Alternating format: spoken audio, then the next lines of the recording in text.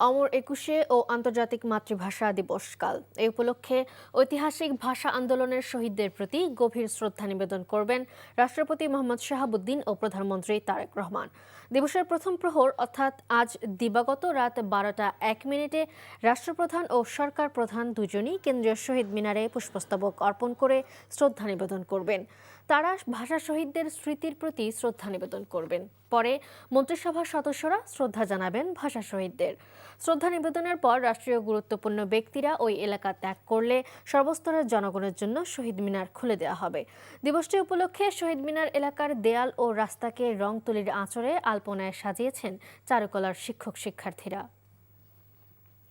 এই মুহূর্তে কেন্দ্রীয় শহীদ মিনার থেকে সরাসরি যুক্ত হচ্ছেন staff correspondent HM Mehedi Hasan.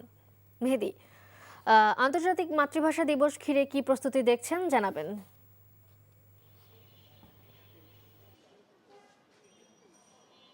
Malia, যেটি আপনি বলছিলেন, আন্তর্জাতিক মাতৃভাষা এবং শহীদ দিবস উপলক্ষে রাষ্ট্রপ্রধান এবং সরকার প্রধান নিয়োগ বরাবরের মতোই কিন্তু প্রথম প্রহরে তারা শ্রদ্ধা নিবেদন করবেন এবং এরপর হচ্ছে সর্বসাধারণের জন্য সেটি খুলে দেওয়া হবে। এবং এই যে আন্তর্জাতিক মাতৃভাষা দিবস এবং শহীদ দিবস উপলক্ষে এই যে নিরাপত্তা ব্যবস্থা এবং এখানে যেন নির্বিঘ্নে সবাই শ্রদ্ধা জানাতে পারে, সেটা কিন্তু খুবই খুব সুন্দরভাবে দেখা হচ্ছে, পর্যবেক্ষণ করা হয়েছে যাতে কোনো ধরনের সমস্যা না হয় এবং এখানে যেন সবাই সুন্দরভাবে আসতে পারেন সেই ব্যবস্থাটি নেওয়া হয়েছে। কিছুক্ষণ আগেই কিন্তু ডিএমপির পক্ষ থেকে এবং র্যাবের পক্ষ থেকে ব্রিফ করা হয়েছে।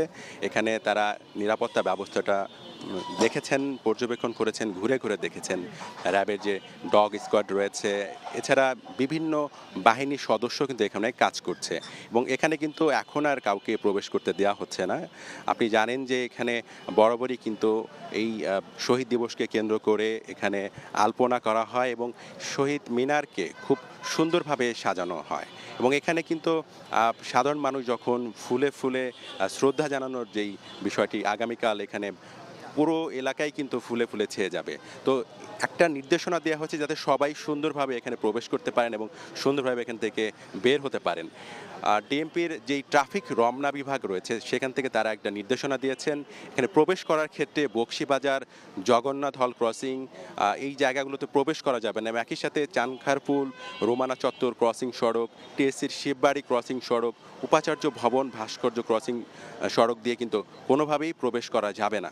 তবে পায়ে হেঁটে চলাচলের জন্য পলাশী ক্রসিং হতে শহীদ মিনার, কোয়েল চত্বর এবং high court crossing, TSC crossing, Shahidullah crossing যাবে। এছাড়া গাড়ি পার্কিং এর নির্দেশনা রয়েছে, আর সেখানে ভিআইপি যে গাড়িগুলো থাকবে সেগুলো জিমনেশিয়াম যে মাঠ রয়েছে ঢাকা বিশ্ববিদ্যালয়ের সেখানে রাখা যাবে। এছাড়া বাইতুল মোকাররম ভবন, যেটি মোকাররম ভবন মাঠ, আইনশৃঙ্খলা রক্ষাকারী বাহিনী তাদের গাড়িগুলো থাকবে। এছাড়া সর্বসাধারণের যদি গাড়ি রাখার যে ব্যবস্থা সেটা নীলক্ষেত ক্রসিং বা পলাশী ক্রসিংয়ের জন্য রাখা হয়েছে। এছাড়া যেটি বলা হয়েছে যে কোনো ধরনের নিরাপত্তা ঝুঁকি সেটা কিন্তু নেই।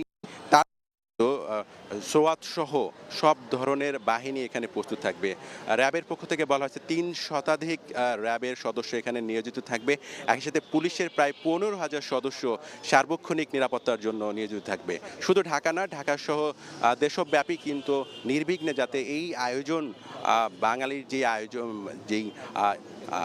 বাঙালির যে চেতনার সাথে জড়িত যেই শহীদ দিবস এবং আন্তর্জাতিক মাতৃভাষা দিবস, সেটি যেন নির্বিঘ্নে আয়োজিত হয়, তার কিন্তু সব রকমের ব্যবস্থা কিন্তু নেওয়া হয়েছে আইনশৃঙ্খলা বাহিনীর পক্ষ থেকে।